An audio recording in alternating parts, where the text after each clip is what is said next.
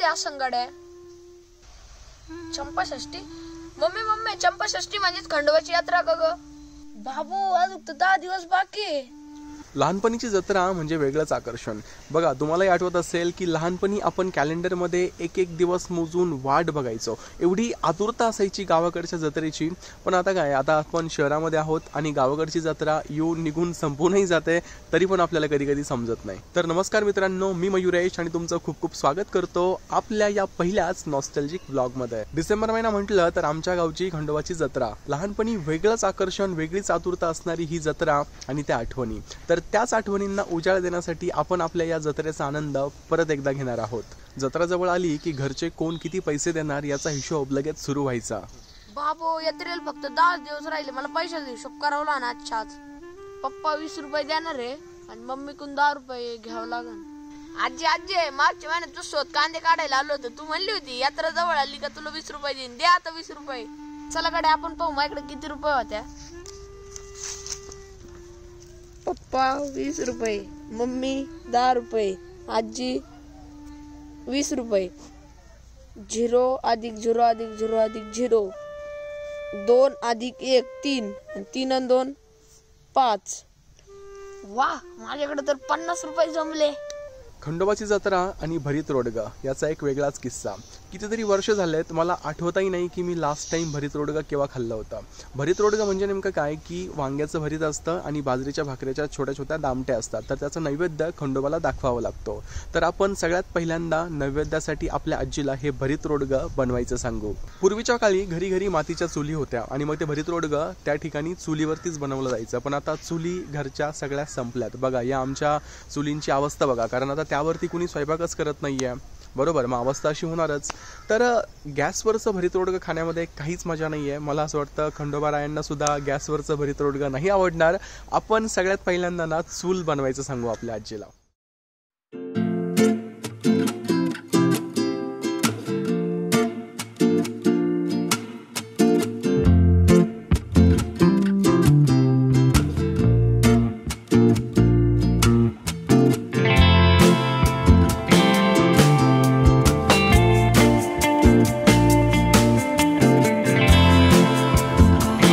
तर मित्रांनो, आपली चूल आता तयार आहे. आता आपण बनवूयात त्याच चुलीवरती भरीत आणि रोडगा.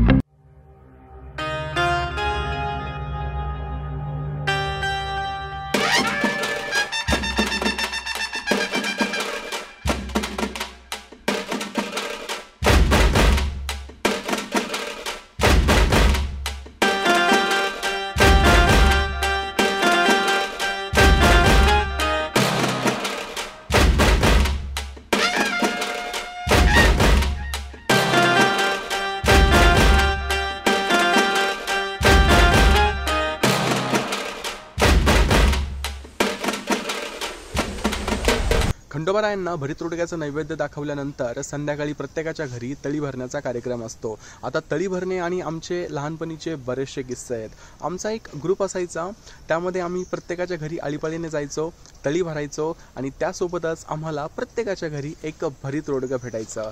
एवढे सगळे भरीत रोडगे खाऊन आमचं पोट त्यातच भरून जायचं, घरी आम्ही जेवणच करत नसायचो।